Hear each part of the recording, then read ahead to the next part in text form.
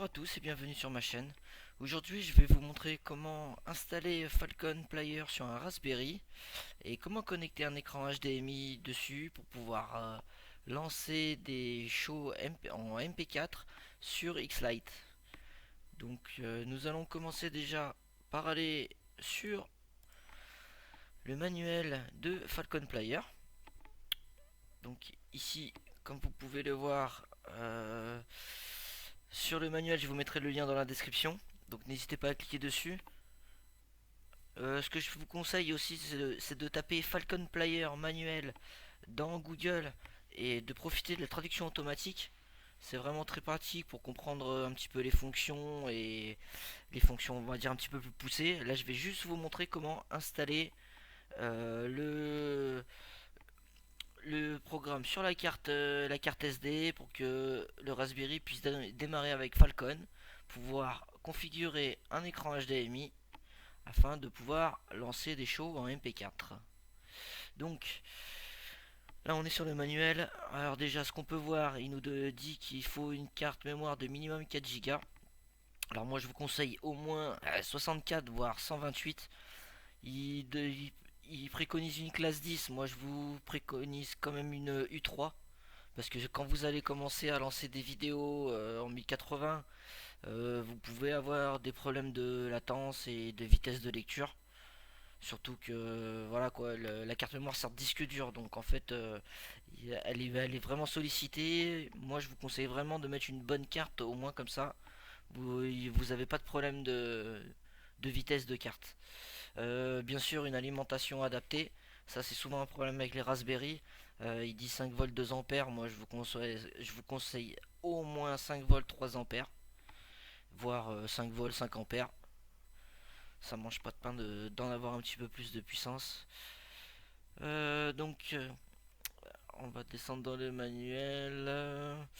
Alors pour installer Falcon Player, il y a des programmes qui sont requis. Donc il vous parle de SD carte de SD carte formateur. Alors là, vous n'avez pas besoin de tout ça en fait. Vous allez tout simplement dans votre poste de travail, vous cliquez sur votre carte mémoire, vous cliquez sur formater, trois petits points, formatage rapide, merci, au revoir, ça fonctionne. Après, il va falloir que vous téléchargez le programme Balena. Donc ce programme, il va vous servir justement à injecter le programme sur la carte SD avant de pouvoir démarrer le Raspberry. Parce que le Raspberry en fait il fonctionne avec une carte SD en disque dur. Donc en gros vous flashez un programme, le programme Falcon. C'est comme si vous flashiez un Windows sur un PC par exemple sur un disque dur. Sauf que là on flash sur une carte SD et c'est le programme Falcon. Donc on va continuer un petit peu à descendre. Je vous laisserai relire ça à tête reposée avec la traduction en français. C'est vraiment intéressant. Il y a sûrement des détails que je zappe, mais comme je vous dis, c'est vraiment pour aller à l'essentiel. Le but de la vidéo, c'est de vous faire marcher un écran et de pouvoir jouer avec des séquences musicales et des fichiers MP4. Donc pour avoir le bon fichier, alors il faut cliquer sur ce lien. Hop, on va faire comme ça. Hop. Donc ici, il nous dit la dernière version, c'est la 4.6.1. Peut-être que quand vous regarderez la vidéo, ça aura changé. De toute façon, on est sur le manuel officiel. En tapant manuel Falcon Player, vous allez forcément arriver sur le manuel à jour, donc vous aurez forcément le lien qui correspond. Donc, quand on descend, il nous dit que pour sélectionner l'image sur un Raspberry, n'importe quel type de Raspberry, il faut utiliser FFP version 4.6.1/PI. Donc, il faut télécharger celui-là. Donc, vous téléchargez ce petit zip. Moi, je l'ai déjà fait pour vous gagner du temps. Donc, il est sur le bureau. Quand vous allez l'ouvrir, vous allez avoir un fichier .img dedans. Vous l'extrayez sur le bureau, ça ira très bien. Et là, on va pouvoir démarrer le programme Balena. Je sais pas vous, mais en tout cas, moi, ça me fait penser à un programme espion de la NASA ou des Russes. On va aller dans une autre dimension. Enfin bon, c'est presque ça, mais c'est pas encore ça. Donc voilà, là vous ouvrez le programme Balena une fois que vous l'avez installé. Je saute sûrement pas mal d'étapes, mais voilà, vous cliquez sur le lien de Balena, vous téléchargez, vous l'installez, vous arriverez sur cette fenêtre, vous mettez flash from file vu que nous on flash du fichier, on va aller sur le bureau et on va cliquer sur notre fichier.img que l'on a téléchargé. L'extraction elle est assez longue, le fichier.img il fait 1,3 giga, donc c'est assez long. Vous sélectionnez la target, donc votre clé USB, faites bien attention à ne pas sélectionner un disque dur ou autre chose. Vous regardez à deux fois pour être sûr et vous flashez.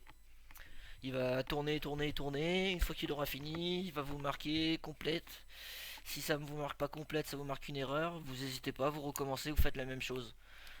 Quand il y a une erreur, ça peut venir d'un port USB qui est pas très propre, donc des parasites pendant qu'il a flashé la carte.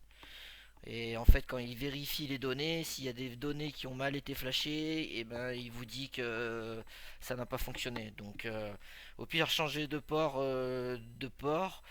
Si vous avez un lecteur de carte, essayez de le nettoyer un petit peu avec de l'alcool, histoire d'avoir des bons contacts lors du flashage. Il n'y a pas de risque direct de cramer une carte, mais bon, il n'y a pas de raison que ça marche pas non plus. Donc, une fois que vous avez flashé votre carte, vous allez pouvoir l'insérer dans le Raspberry, me brancher un écran sur la prise HDMI. Non, on va commencer par le commencement. Vous allez prendre votre Raspberry, le brancher avec un câble RJ45 sur votre box et brancher votre alimentation. À partir de ce moment-là, il va falloir retrouver l'adresse IP de votre boîtier. Donc vous attendez quelques minutes. Si je dis pas de bêtises, ouais, il faut bien attendre 2-3 minutes facile le temps que lui s'initialise. Et il vous suffit d'aller dans votre box, sur votre programme de votre box. Vous tapez vos identifiants, vous allez dans la partie réseau et vous devriez avoir votre boîtier qui apparaît comme adresse dynamique. Il y aura marqué FPP. Donc à partir de ce moment-là, hop, bougez pas, on va essayer de retourner sur le GitHub, voir s'ils en parlent. Hop, donc on revient sur le manuel. Hop, hop, hop, il vous explique comment on installe tout ça. Donc en fait, vous pouvez directement appeler votre FPP une fois qu'il est connecté en tapant FPP dans la barre d'adresse directement dans votre explorateur. Alors après, moi j'ai Mozilla et ça fonctionne pas.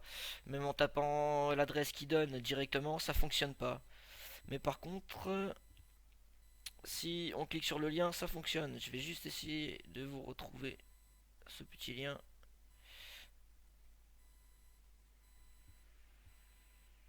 Hop, si on clique là-dessus, si je dis pas de bêtises. Non, il veut pas. En tout cas, il est indiqué le lien quelque part dans.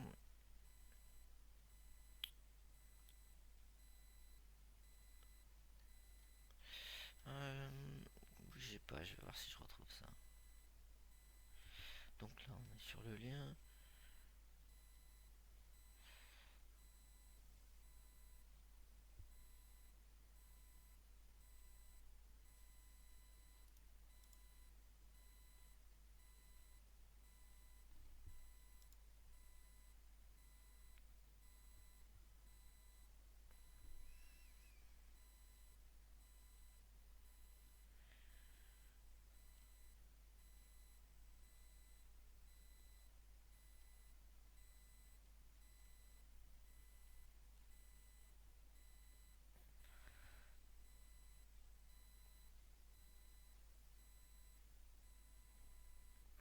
Bougez pas, je sais comment je vais vous trouver ça.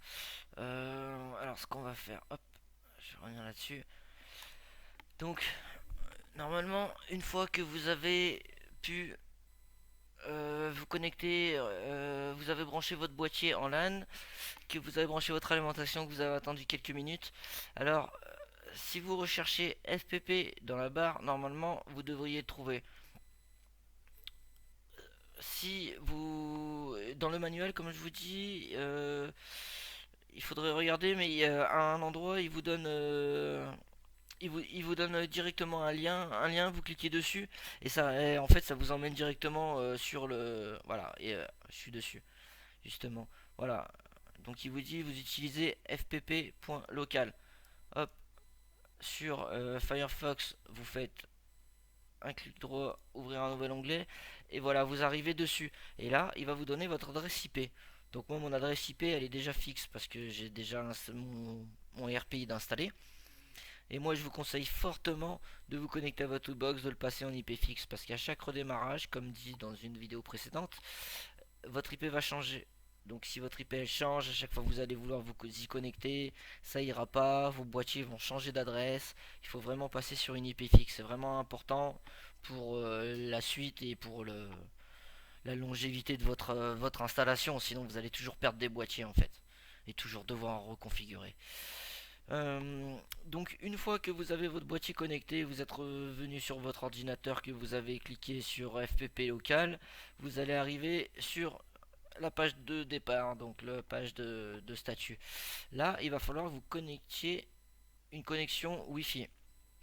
Donc là, il va vous demander vos drivers externes, vous mettez externe, vous mettez bien la France pour qu'il ait bien la configuration Wi-Fi de la France. Parce que suivant les pays, c'est pas tout à fait les mêmes normes, donc ça va pas forcément fonctionner avec votre réseau. Si vous voulez garder votre Raspberry sur un port Ethernet, vous pouvez. Ce qui va poser problème entre guillemets, c'est que ben il faudra avoir la télé à côté du port Ethernet pour avoir le Raspberry branché et sur la télé et sur le port Ethernet. Ce qui n'est pas forcément utile du tout. Vous pouvez le brancher en passant sur la carte WLAN 0, c'est la carte Wi-Fi en fait. Vous cliquez sur WLAN 0 et à partir de ce moment-là, il va vous demander, voilà, il va vous demander de rentrer vos identifiants et votre mot de passe Wi-Fi. Une fois que vous avez fait ça, vous mettez update interface si je dis pas de bêtises. De là, il va vous demander de redémarrer le Raspberry. Vous débranchez votre câble Wi-Fi, votre câble Ethernet. Vous réalimentez le Raspberry. Et là, normalement, votre Raspberry devrait être détectable via la commande locale fpp.local. C'est où? Voilà, fpp.local. En recliquant là-dessus, vous devrez pouvoir vous y connecter sans avoir le câble Ethernet de branché. Donc ça veut dire que votre Raspberry aura bien été connecté à votre réseau en Wi-Fi. À partir de ce moment-là, voilà, vous serez dans la même configuration que moi, donc c'est-à-dire le Raspberry branché sur la télé en Wi-Fi avec la prise HDMI branchée dessus. Vous inquiétez pas si l'écran il n'y a rien du tout ou qu'il n'y a que deux ou trois lignes de code qui sont apparues, c'est tout à fait normal. Tant qu'on lui demande rien, il affichera rien à l'écran. Donc jusqu'ici tout est normal. Donc là, maintenant qu'on en est ici, je vais faire en même temps avec vous. Hein. J'ai pas trop préparé, donc je vais regarder un petit peu avec vous en même temps. Alors, ce qui va être important de régler, ça va être hop, on va aller dans FPP Setting, voilà. FPP Setting. Là, ce qu'il va falloir aller, c'est audio vidéo. Donc là, vous allez régler la sortie du son sur le HDMI. Ça veut dire que quand vous allez diffuser votre vidéo, le son sortira de la télé. Si vous voulez pas que ça diffuse du son de la télé, vous le laissez sur les sorties du pin audio du Raspberry. Et à ce moment-là, vous aurez que l'image sans avoir le son qui sort de la télé. Ça peut être utile si vous vous en servez surtout comme esclave ou si vous avez plusieurs écrans pour pas avoir le son qui sort de partout. Donc moi je vous conseille, vu qu'on part sur le principe d'avoir un seul écran, je vous conseille de mettre HDMI comme ça. vous aurez le son qui sort. Audio, mixeur, HDMI aussi. Défaut vidéo, HDMI aussi. Voilà, et à partir de ce moment-là, lui, il sait que sa sortie vidéo, ça sera le HDMI. Donc là, je sais pas s'il va vous demander de sauvegarder ou de pas de sauvegarder. Ah oui, j'ai oublié une étape peut-être à un moment donné. Je reviens dessus. Quand vous installez, vous faites votre premier démarrage. Je suis pas sur le bon manuel, sûrement. Voilà.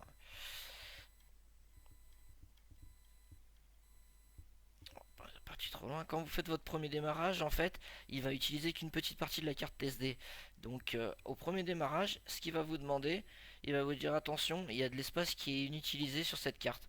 Voulez-vous voulez-vous utiliser cet espace? Et en fait, vous suivez voilà l'explication qu'il vous donne, vous mettez oui, et en fait, il va vous agrandir la taille du disque dur et vous pourrez profiter pleinement de tout l'espace de la carte SD pour pouvoir stocker des vidéos en MP4. Comme je vous ai dit tout à l'heure, je vous préviens qu'il vaut mieux partir sur une carte d'assez grande capacité tout en gardant un indice de qualité U3 parce que ça prend assez vite de la place des vidéos en MP4. Ça prend assez vite de la place. Donc maintenant, alors, si je dis pas de bêtises, on n'a rien d'autre à faire pour démarrer.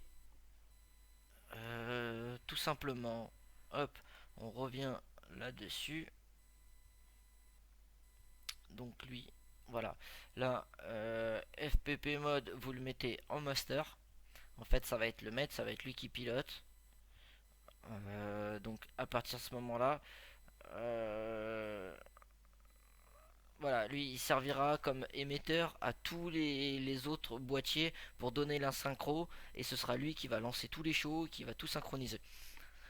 Donc voilà, si vous avez un deuxième Raspberry avec un deuxième écran, vous voulez rajouter deux écrans pour avoir deux images simultanées, vous allez mettre le second en remote et dans les options audio de tout à l'heure, vous mettrez le son juste sur les sorties du Raspberry pour éviter d'avoir le son sur les deux télés.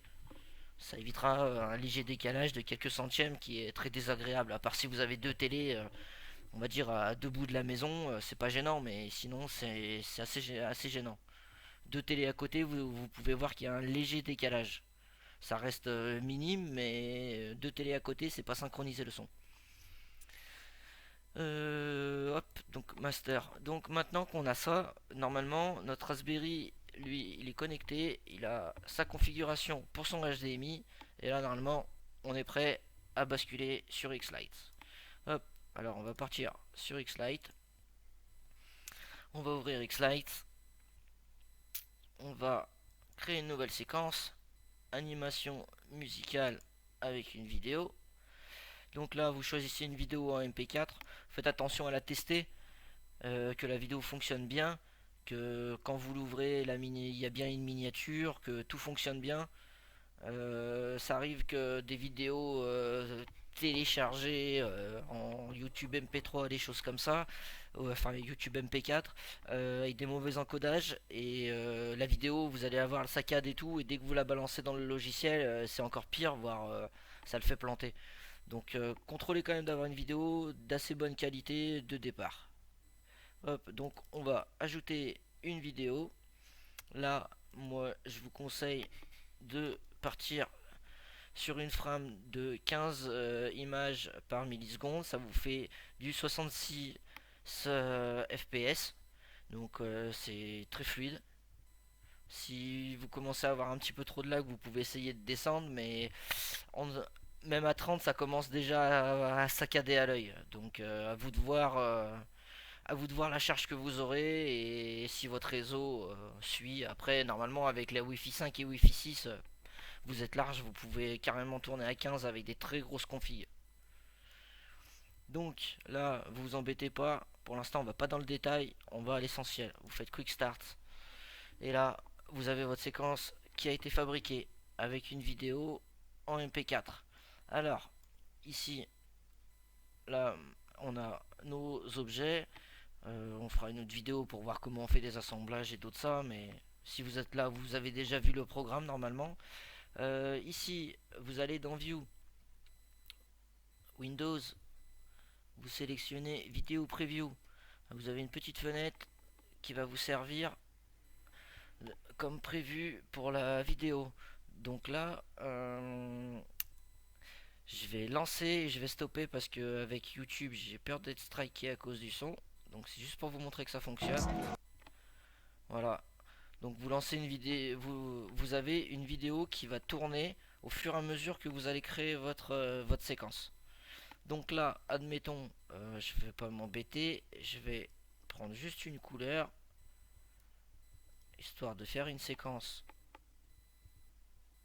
vraiment aléatoire, enfin vraiment aléatoire. Hop, on va le mettre juste comme ça, baisser un peu la luminosité, hop, histoire de... Donc là, on a créé une séquence. Il n'y a rien dedans, mais il y a juste un effet, une vidéo. On va l'enregistrer, sauvegarder. On va l'appeler test vidéo. Oh, oh. Hop, elle est sauvegardée. Donc, maintenant, notre vidéo, elle a une séquence sur une... elle a sa séquence de show qui a été créée par rapport à la musique. Maintenant, on va envoyer ça directement sur le Raspberry. On va cliquer sur Tools. FPP Connect. On clique, on attend, il va essayer de chercher les boîtiers connectés.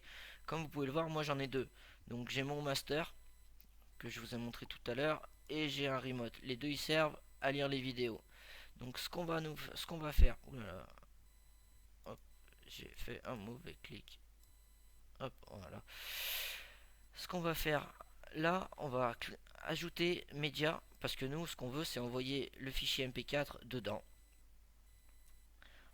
Et modèle, en fait, moi mon Raspberry il pilote, mais il pilote 7 autres boîtiers. Donc je lui envoie les modèles pour que lui il ait les séquences pour piloter les boîtiers. Ça sert à ça. Hop, alors, on va agrandir un peu. Nous on a dit c'était test vidéo, on la sélectionne. On a bien sélectionné nos deux boîtiers pour uploader les vidéos. Il n'y a pas de problème. Et on fait upload. Et là, il me transfère la vidéo en MP4 dans les deux Raspberry. On attend un petit peu. Et là, on a fini avec Xlite une fois qu'on a fait notre musique et qu'elle est téléversée. Ça va peut-être... Normalement, c'est beaucoup plus long que ça, mais on raccourcit. Donc, on va aller dans notre Falcon Player. On va aller dans Film Manager. Vidéo. Et là, on s'aperçoit qu'on a bien notre vidéo qui s'appelle test vidéo. Et dans notre séquence, on a bien notre séquence qui s'appelle test vidéo aussi. Donc maintenant, ce qui se passe, je sais pas si c'est moi, mais il y a un petit bug. Quand moi mes boîtiers sont pilotés en Wi-Fi. Quand je télécharge une vidéo, une nouvelle vidéo, que je mets à jour des séquences ou quoi que ce soit, j'ai un petit souci. Quand on va dans Channel Output, donc en fait là, il me dit en fait que mes boîtiers, là, il me les repilote via le câble Ethernet. Sauf que moi, en fait, tout est en Wi-Fi. Donc en fait, si je laisse comme ça, j'ai plus aucun boîtier qui sont pilotés. J'ai beau redémarrer, il reprend cette mémoire là. Alors est-ce que c'est un bug ou moi une fausse manip? Si quelqu'un a une idée, vous n'hésitez pas, vous me laissez un commentaire. Donc là, par habitude, je viens ici, je repasse sur ma connexion en Wi-Fi, je sauvegarde, il me dit il faut redémarrer mon FPPPD. On attend un petit peu, il fait son petit restart. Et à partir de ce moment-là, on va pouvoir lancer. Une autre petite chose aussi, une chose que je vous conseille de faire. Quand vous avez téléchargé, enfin, uploadé de nouvelles vidéos dans des Raspberry avec Falcon, Je sais pas si c'est un bug dû à ma version ou quoi. J'ai la vidéo qui saccade. Donc ce que je vous conseille, après avoir fait tout ça, uploader la vidéo, remis si vous êtes en Wi-Fi, l'interface Wi-Fi pour piloter les boîtiers, les autres boîtiers et votre autre équipement, excusez-moi. Je vous conseille de faire un reboot. Donc vous faites un reboot. À partir de ce moment-là, vous verrez d'un coup la vidéo elle saccade plus et tout fonctionne normalement. Demandez-moi pas pourquoi ni comment. En tout cas, je vous dis que moi ça le fait sur mes deux Raspberry. Donc je suppose que ça doit le faire sur d'autres aussi. Mais pensez bien à faire un reboot une fois que vous avez fait beaucoup de changements dedans. Pensez bien à contrôler que vous êtes bien sur l'interface Wi-Fi pour piloter vos autres boîtiers si vous n'avez pas un câble LAN branché sur votre Raspberry. Et voilà, voilà. Maintenant, on va pouvoir faire un test. Hop. Donc maintenant, euh, vous revenez, vous cliquez sur statut contrôle, statut page, voilà. Je m'excuse, je vous ai pas expliqué. Vous allez sélectionner votre séquence que vous avez créée. Et là, normalement, vous cliquez sur play. Et votre vidéo démarre sans problème.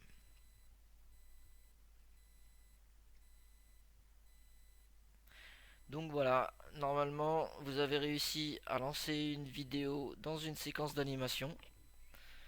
Hop, moi je vais stopper ça. Ce que je vous conseille après, une petite chose de base, hein, rien de bien compliqué, créer des playlists. Donc voilà, vous entrez un nom, vous mettez create, ça va vous faire une playlist. Ici vous avez vos musiques avec vos séquences. Pour ajouter une musique, rien de bien compliqué.